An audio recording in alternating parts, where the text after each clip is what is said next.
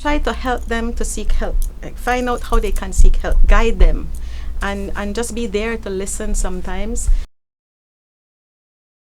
My name is Shelly Usher. I am the Managing Director of Builders Hardware. I am also the chairperson for Marla's House of Hope. My name is Jessie Chun. I am 14 years old. Hi, my name is Brianney Smith. I am 19 years old. Can you please define mental health? Mental health is just something that has to do with your mind, with your mindset and your confidence about what you do or your action. For me, mental health is the psychological, the emotional aspect of a person's well-being. It is how you handle stress, how you approach problems, how you deal with situation and choices. To me, mental health refers to your emotional well-being. In simple terms, I think that's it. Have you experienced or know someone that has experienced mental health issues such as depression and anxiety?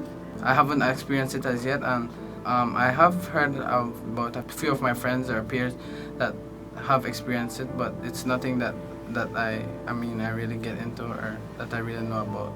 Those two right there, I actually experienced both, and I know a lot of people in my corner that experience both anxiety and depression. Yes, actually, I know a lot of people who suffer with depression, anxiety, bipolar disorders, and we have kids that come into the children's home, kids that we foster, and they all have childhood trauma, and so it manifests itself in depression, self-harming, and that heavy stress that they carry with the memories and the flashbacks.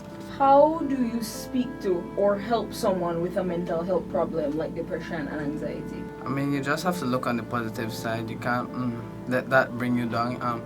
Just keep your head up, have a high self-esteem, encourage yourself daily.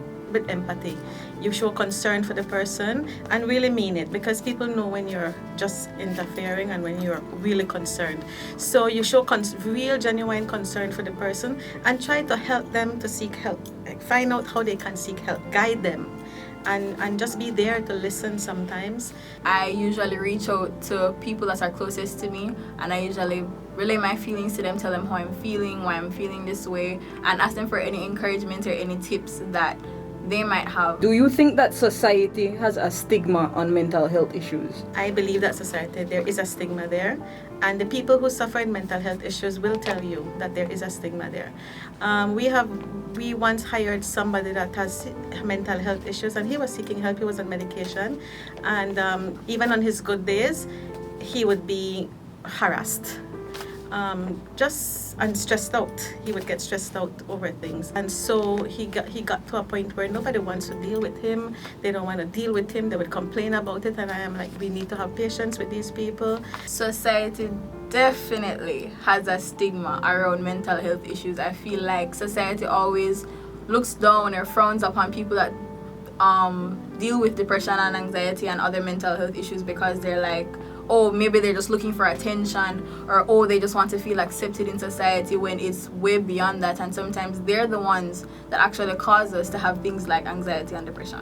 Give a word or a phrase or some word of advice that you would like to give people that are listening and that are viewing on the topic of mental health. Just be strong. Like I said, be you, just with a positive thinking, positive mindset, and if you have a goal or you have something, put that in your head. Spend time with people that are good for your mental health. Spend time with people that are good for your mental health, and go attend places that are good for your mental health, because one of the worst things to do is to be in denial that you have mental health problems. Continue.